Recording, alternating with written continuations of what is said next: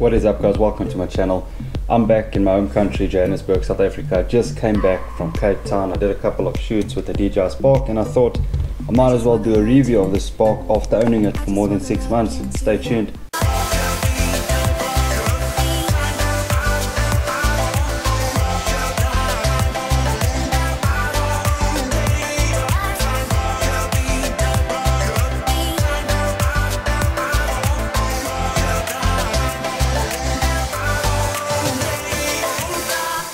Now, as always, if you guys are new to this channel and you're a photographer, cinematographer like myself, you love flying drones, taking photos, recording videos, putting everything together in editing, consider hitting that subscribe button so you don't miss out on any of my upcoming videos. Now, the DJI Spark is a small and powerful drone. This thing is feature packed and I've spent a couple of good hours in the air with the drone. I've had my ups and downs with the drone, but most of the problems have been sorted with DJI's firmware updates. The size of the drone, I would say, is a huge selling point in my opinion, because this thing is so tiny compared to a cell phone or the palm of your hands or whatever. This thing is so tiny and the amounts of features that they pack into this drone is absolutely amazing. The selling point, I would say, is the size of the drone. The weight of the DJI Spark is about 300 grams. After owning the Spark for about 6 months, the one thing I've enjoyed the most is the sport mode, which is the funnest mode you can fly in. On paper, the DJI Spark is slower than the Mavic and the Phantom 4 Pro, but because the drone is so small, the thing looks way faster and the thing is way more fun to play with. When flying the Spark in sport mode, make sure you fly it in a wide open spot, wide open space, keep the Spark in the line of sight, and make sure you put your cell phone in flight mode to avoid getting a phone call in mid-flight. That's the last thing you want to happen. Is you're racing this thing in sport mode, you get a phone call and you can't see on the screen what you're doing. As soon as you end the call, it might be too late. So make sure you always fly in an open space. I love to use palm takeoff and landing. To me, it's way safer. It's going to save me from getting dust and dirt in my motors. So I'd rather just do palm takeoff and landing. It's easy, it's safe, it's convenient, and I just enjoy doing it. I think that's the best feature they've ever put in a drone. Sometimes I have to use a forced shutdown. Sometimes you're just in a situation where you want to land the Spark in your palm and you just want to shut that thing off and get going as quick as possible. So that's why I use the forced shutdown. That's where you basically just catch the Spark and you turn it upside down. It shuts the motors off completely. It's a good feature to have. I wouldn't say use it every single time you fly the Spark, because I don't think it is good for the Spark, but it's a good feature to have.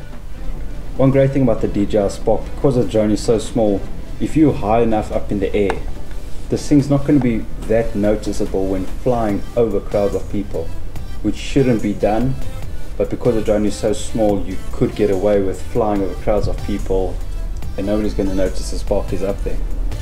Obviously the DJI Spark does lack 4K. I don't think it's a big deal breaker, because the Spark only shoots in 1080p 30 frames per second, which is not the best, but it is acceptable. I'm sure DJI could have given us 1080p 60 frames so we can at least slow the footage down. If you're looking for 4K, obviously go get yourself the Mavic or go get yourself the Phantom 4 Pro. Obviously, all round, in my opinion, all round the best drone to buy is the Mavic. You got 1080p 60 frames, you got 4K 30 frames. The Mavic also folds up into quite a compact small drone, which is also, the Mavic is an amazing drone. You get better flight time, you get better quality, but the Spark is still fun. That's what I enjoy about the Spark. The main selling point about the Spark is it's so small, and I think it's one of the cheapest drones that DJI has ever made. It's DJI's entry level into drones, and you get what you pay for. If you want 4K, get the Mavic. If you want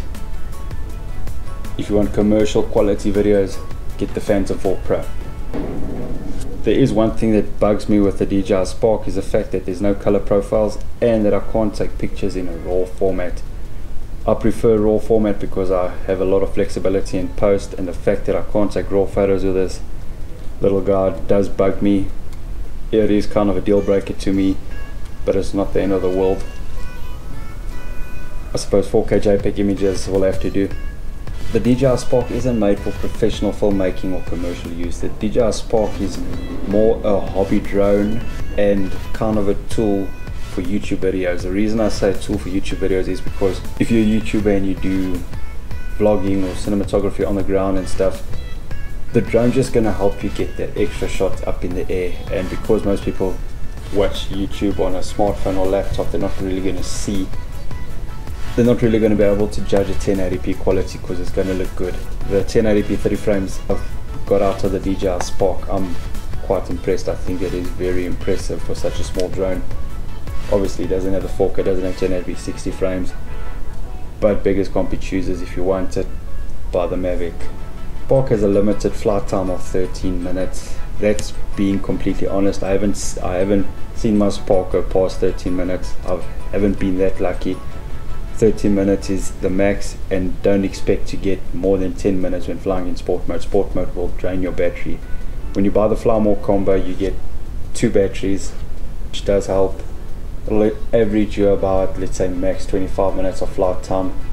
That's basically 1 battery on the Mavic itself.